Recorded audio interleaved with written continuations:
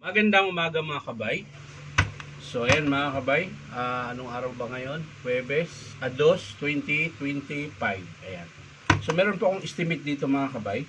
Black & Decker na drill. 10 mm yung chop. Ayan.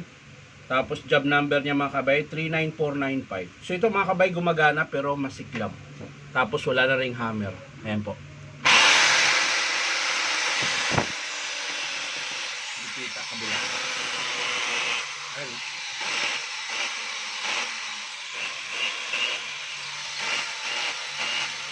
So, hindi kita mga kabay.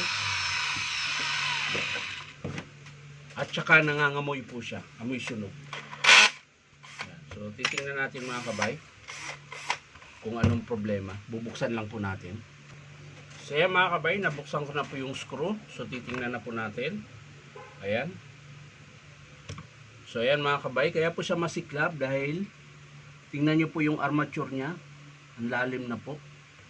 Tsaka pasunog na rin po siya, kaya nangangamoy siya sunog. Ayan.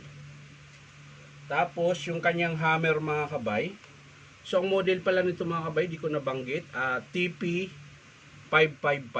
Ayan. Yan po yung model niya, TP555. Ito pala unit na ito mga kabay, sa mall lang ito nilabas, wala po kaming tinda nito. Ayan. So babaklasin na po natin kaagad. Ayan, papakita ko po sa inyo kung bakit siya masiklab at nangangamoy sunog. Ayan po ang dahilan. Ayan, sobrang lalim na po. Ayan, nahukay po siya. Ayan. Tapos sa field coil din niya mga kabay, ayan. Mapapansin nyo, para na siyang bumiling bago nito mga kabay. Ayan po.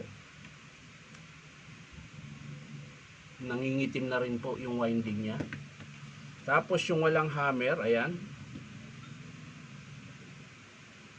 Kung bakit wala siyang hammer. Ayan, pudpud din po yung kanyang spindle. Ayan, hindi naman pudpud na pudpud, pero meron na po siyang tama. Ayan. So, ang dahilan nun kung bakit wala siyang hammer, hindi lang dito. Ayan. Kung mapapansin nyo, yung selector niya, ang lalim na po ng butas. Ayan. So, ang ginagawa ko dyan mga kabay, kung okay naman yung unit niya, wini-welding ko nga lang yan eh. Yung butas na yan, sasarahan uli yan, tas grind mo siya uli. Pag pantay, excuse me, pag pantay, gagana na po uli yung hammer niya. Ayan. Nga lang, syempre, magpapalit din tayo nitong, okay pa yung bushing mga kabay. Ayan po, oh. So, meron pa siyang hammer. Ayan. Ito lang po yung dahilan kung ba't wala siyang hammer. Yung pinaka-selector niya, malalim na po yung butas. Ayan. Tapos, sa carbon naman, brass holder niya, ayan. So, okay pa. Ayan. So, ang estimate ko lang dito mga kabay, okay naman yung switch niya, carbon, ayan, mahaba pa po yung carbon. Yung chuck niya, tingnan ko po yung chuck. So, okay pa yung chuck niya mga kabay. Ayan. So, ang papalitan lang dito mga kabay, armature, bearing housing, selector niya mga kabay, ayan. Ano pa? Yung field coil pala mga kabay, kailangan ko rin palitan. Ayan, kaya nga po sinasabi ko para na siyang bumili ng bago. Ayan.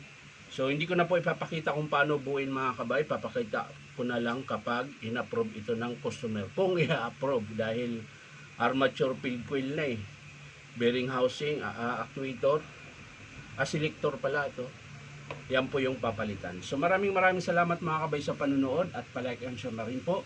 Bye bye.